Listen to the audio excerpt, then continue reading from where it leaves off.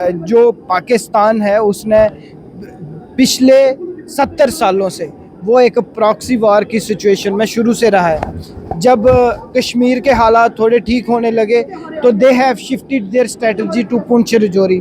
जब पुंछ रजौरी में हमारे आर्मी बेल्ट फोर्सेस ने एक्ट किया, they have now shifted to Kathua and Samba. तो उनकी जो मोडस ऑपरेंडी है वो हम देख रहे हैं कि कुछ चेंज हो रही है। तो सबसे पहले जो जिम्मेवारी है वो पाकिस्तान की है, क्योंकि मेरी तरफ से मैं उनको वार्न करना चाहता हूं कि ये जो नापाक हरकतें वो पिछले 70 सालों से कर रहे हैं उसको बंद करें। और कल भी हमने गृह मंत्री से बड़े सीरियस नोट पे ये बात कही है कि जो क्रॉस बॉर्डर टेररिज्म है उसको ख़त्म किया जाए, और विशेष करके जो शिफ्ट ऑफ स्ट्रेटजी है फ्रॉम कश्मीर टूवर्ड्स जम्मू, और वो एरिया जैसे बनी बसोली का एरिया है, सांबा कठुआ का एरिया है, उधमपुर का एरिया है, रामनगर का एरिया है, डोडा भद्रवाह का एरिया है, यहाँ पे जो मूवमेंट है उन पे अंकुश लगाए।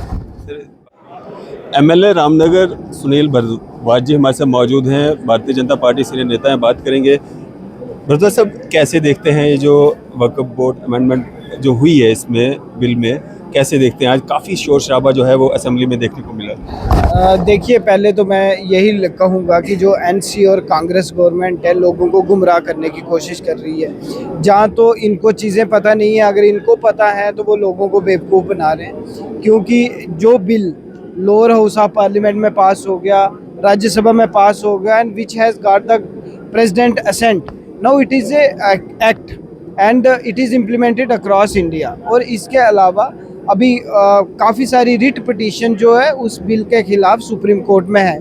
तो इस परिस्थिति में ऐसा कोई भी चीज़ जो है असेंबली में डिस्कस नहीं हो सकती, और ना तो उस पर कोई रेजोल्यूशन यहाँ पे लाया जा सकता है या पास हो सकता है। तो जो एडजर्नमेंट मोशन इन्होंने दिया था वो तभी स्पीकर महोदय ने उसको एक्सेप्ट नहीं किया। तो उसके बाद जो इन्होंने हंगामा किया वो बेसिकली मीडिया गैलरी को अपील करने की कोशिश थी। वो हमारी भोली वाली जनता को और विशेष करके मुस्लिम भाइयों को बेवकूफ़ बनाने की कोशिश थी, उनको दिखाने की कोशिश थी कि हम ये कर रहे हैं वो कर रहे हैं, बल्कि वो एक एक्ट बन चुका है तो उस पर ज़्यादा कुछ हो नहीं सकता। सुनील जी, अगर बात करें हम महराज मलिक की, अपोजिशन भारतीय जनता पार्टी की अगर सबसे ज़्यादा कोई करता है तो महराज मलिक करता है, ऐसा क्यों? अब मुझे लगता है वो अनजान है, उनको काफ़ी चीज़ें शायद पता नहीं है। उनके सीएम जो केजरीवाल जी दिल्ली में वो शराब घोटाले में ही जेल की हवा खाकर आए हैं। उसके साथ उनके 2-3 और मिनिस्टर्स जो करप्शन चार्जेस में अंदर रहकर आए हैं, मनीष सिसोदिया जी अंदर रहकर आए हैं। 370 की यहाँ वो बात करते हैं, मगर शायद उनको ये मालूम नहीं है कि पार्लियामेंट में उन्हीं की जो आम आदमी पार्टी के एमपी थे उन्होंने वोट किया था 370 को हटाने के लिए।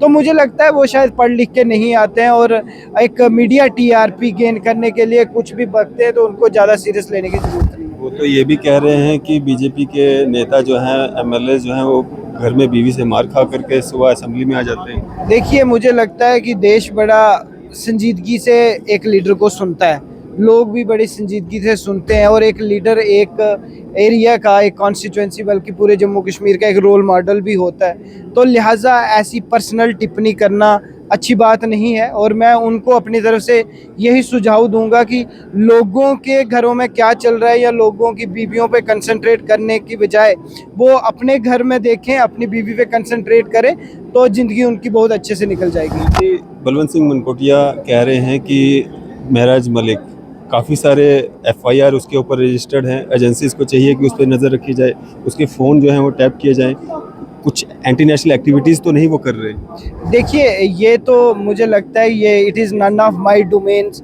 कि मैं इस चीज़ पे बात करूं कि कौन क्या कर रहा है, और ना मुझे इस बारे में कोई ज़्यादा पता है। मगर जैसे उनका चाल चलन है, ढंग है, वो मुझे नहीं लगता कि एक संजीदा लीडर को शोभा देता है, या जम्मू कश्मीर का जिसको लोग चुन के असेंबली में भेजते हैं उसको शोभा देता है। तो लिहाजा उनके लोग डिसाइड करेंगे, उनकी कॉन्स्टिट्यूंसी के जो लोग हैं वही उनको आने वाले टाइम में वोट करेंगे या ना करेंगे, वो डिसाइड करेंगे।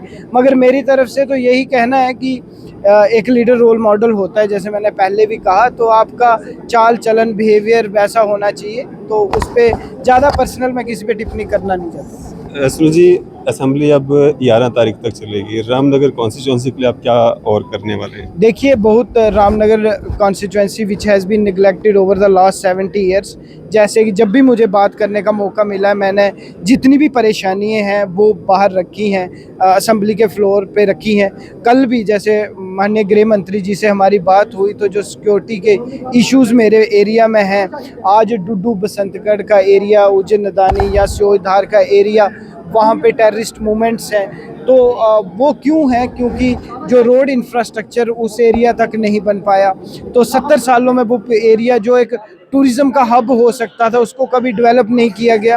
और इस बजट में भी वो डिस्क्रिमिनेशन जम्मू के साथ कंटिन्यू हो रही है। आपने बजट में कहीं शब्द डुड्डू बसंतगढ़ नहीं सुना होगा, आरसी पीक नहीं सुना, डालसर लेक नहीं सुना, या रामनगर का हेरिटेज टूरिज़्म नहीं सुना, स्पिरिचुअल टूरिज़्म नहीं सुना। तो वो डिस्क्रिमिनेशन जारी है। तो लोगों ने हमें चुन के यहाँ भेजा है कि जो लोगों के मसले मसाइल हैं उनको हम उठाएं।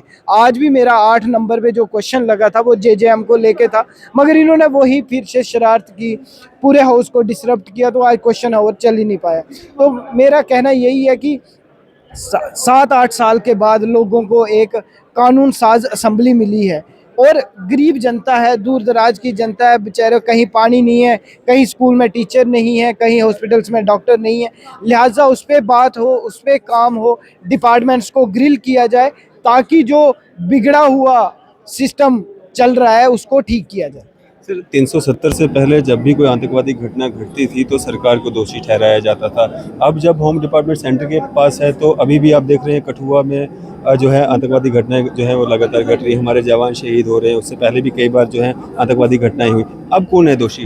देखिए, मुझे लगता है जो पाकिस्तान है उसने पिछले 70 सालों से वो एक प्रॉक्सी वॉर की सिचुएशन में शुरू से रहा है। जब कश्मीर के हालात थोड़े ठीक होने लगे तो they have shifted their strategy to Poonch Rajouri. जब पुंछ राजौरी में हमारे आर्मी बेल्ट फोर्सेस ने एक्ट किया, they have now shifted to Kathua and Samba. तो उनकी जो मोडस ऑपरेंडी है वो हम देख रहे हैं कि कुछ चेंज हो रही है। तो सबसे पहले जो जिम्मेवारी है वो पाकिस्तान की है, क्योंकि मेरी तरफ से मैं उनको वार्न करना चाहता हूं कि ये जो नापाक हरकतें वो पिछले 70 सालों से कर रहे हैं उसको बंद करें। और कल भी हमने गृह मंत्री से बड़े सीरियस नोट पे ये बात कही है कि जो क्रॉस बॉर्डर टेररिज्म है उसको ख़त्म किया जाए, और विशेष करके जो शिफ्ट ऑफ स्ट्रेटजी है फ्रॉम कश्मीर टूवर्ड्स जम्मू, और वो एरिया जैसे बनी बसोली का एरिया है, सांबा कठुआ का एरिया है, उधमपुर का एरिया है, रामनगर का एरिया है, डोडा भद्रवाह का एरिया है, यहाँ पे जो मूवमेंट है उन पे अंकुश लगाए। सर, पाकिस्तान अपना काम कर रहा है, लेकिन क्या भारत देश की सरकार अपना काम कर रही है? भारत देश की सरकार बिल्कुल कर रही है। आपने पिछले 10 सालों में जो माहौल है वो उसको बदलते हुए देखा है। कश्मीर में अलगावाद का माहौल बदला है। हमारे जवान शहीद हो रहे हैं, सिविलियंस किलिंग्स हो रही हैं, लोगों की जानें जा रही हैं। देखिए, वो हमारे लिए भी अफसोसनाक है, मगर यही चीज़ है कि हम ये बात तो गृह मंत्री से कर सकते हैं जो हमने की, और मुझे उन्होंने हमें आश्वस्त भी किया है कि आने वाले टाइम में जो जितना भी टेररिस्ट नेक्सस है, ना सिर्फ टेररिज्म बल्कि नार्को टेररिज्म, इसको हम जड़ से समाप्त करें। शुक्रिया हमारे से बात करने के लिए। Thank you. सुनील भारद्वाज जी हमारे से बात कर रहे थे, MLA Ramnagar, Bharatiya Janata party senior नेता। आपकी सभी की राय है, अभी अपनी राय जो है जरूर साझा कीजिएगा। इसी तरह की मजीद अपडेट्स के लिए आप देखते रहें न्यूज़ शहर इंडिया।